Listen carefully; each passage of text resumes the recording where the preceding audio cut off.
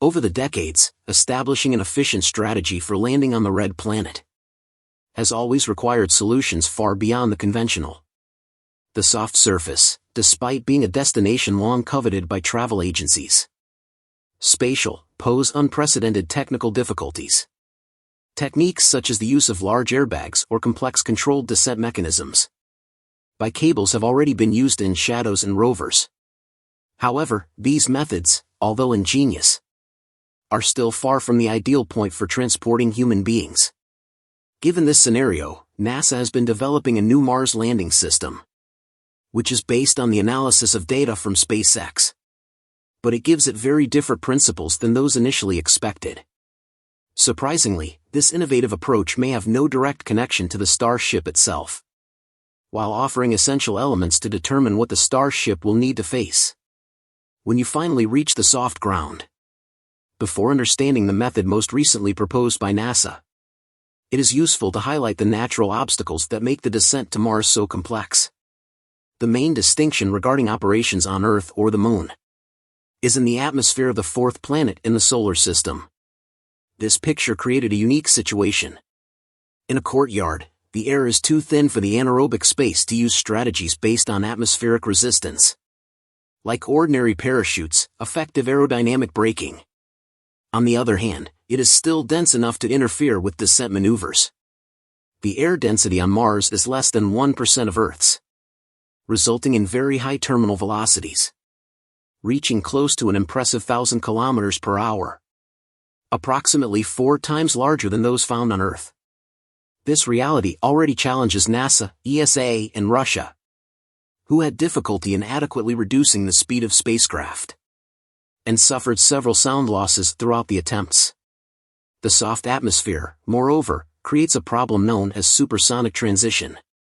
The technical retroprop that consists of activating motors facing in the opposite direction to the movement to reduce speed during descent is effective on the Moon, where there is no significant atmosphere.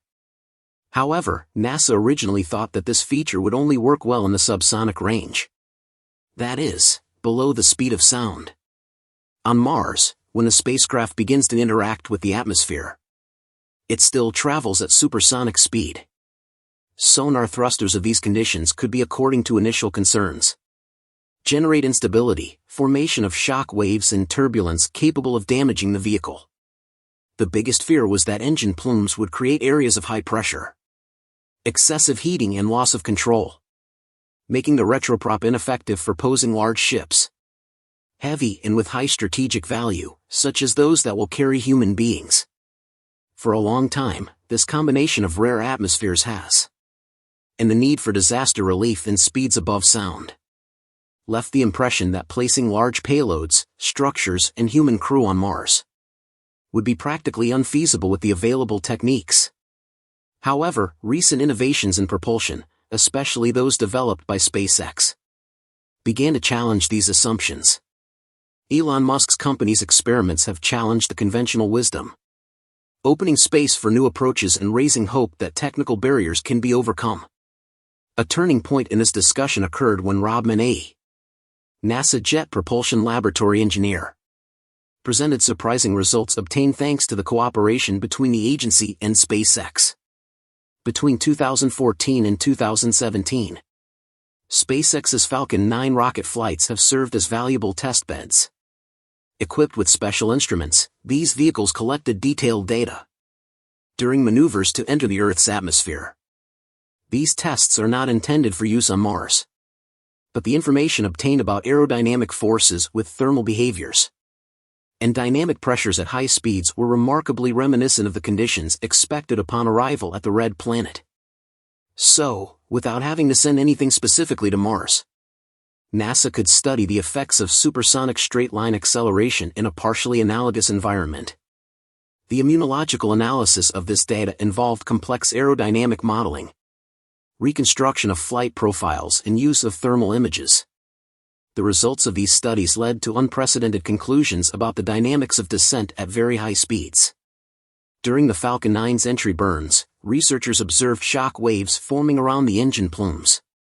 Unlike the initial growth, instead of destabilizing the vehicle, these waves created a type of aerodynamic shield, reducing turbulence and minimizing heating of the structure. This discovery meant that the use of straight supersonic propulsions could in fact be safer and more controllable than initially imagined. From then on, the path to adapting these techniques to the Martian environment began to become clearer. By understanding how engine plumes interact with the daily flow at extreme speeds, NASA engineers have gained more concrete parameters for designing landing systems suitable for the planet. With the knowledge provided by Falcon 9 data, a concrete possibility opens up to adjust decision strategies, making them more efficient and reliable. However, even with this progress, there are still considerable issues to be resolved before landing a human crew on Martian soil. One of the biggest challenges in the field is piloting and operating a spacecraft of considerable size.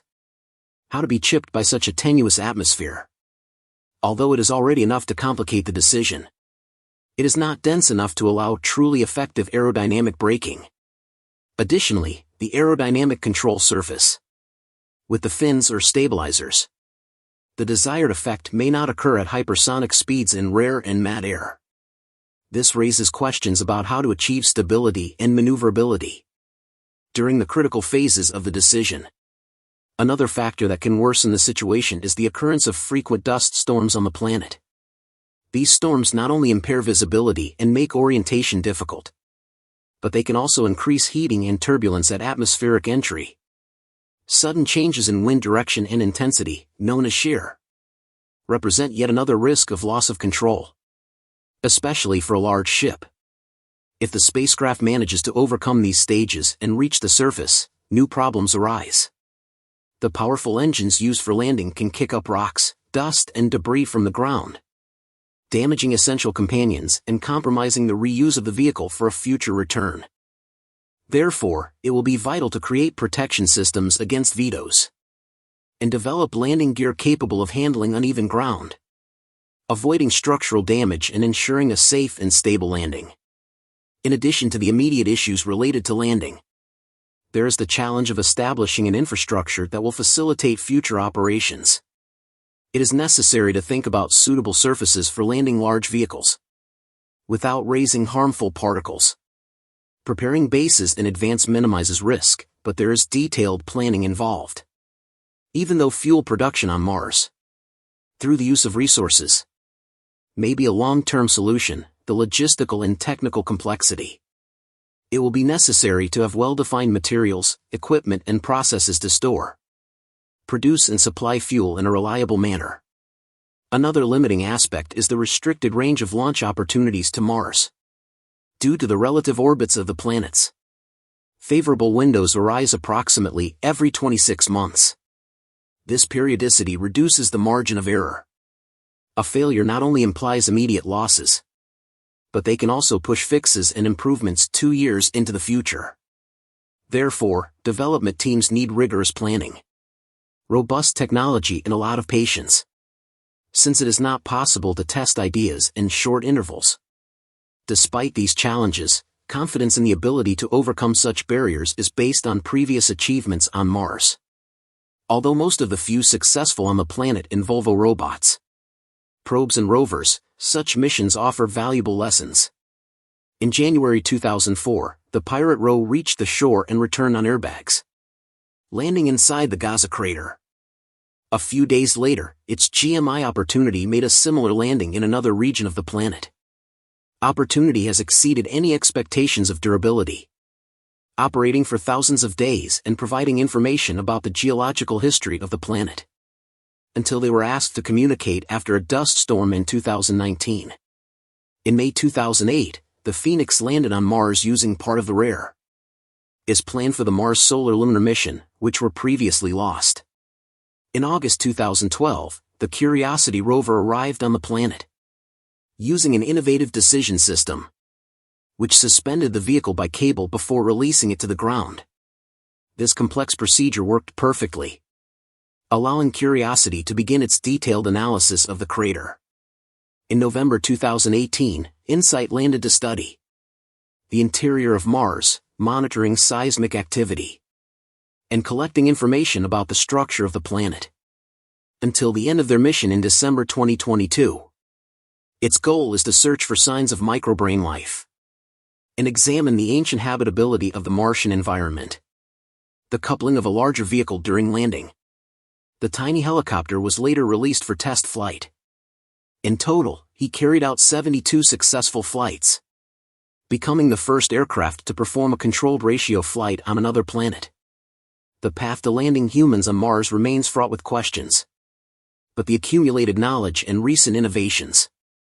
If you analyze remarkable progress, data obtained through the collaboration between NASA and SpaceX, added to the experience gained with robotic missions, offer valuable clues to overcome complex landing obstacles, adjust techniques in comparison to new propulsion system, and prepare for the uncertain conditions of the Martian environment, will be fundamental steps towards a greater objective.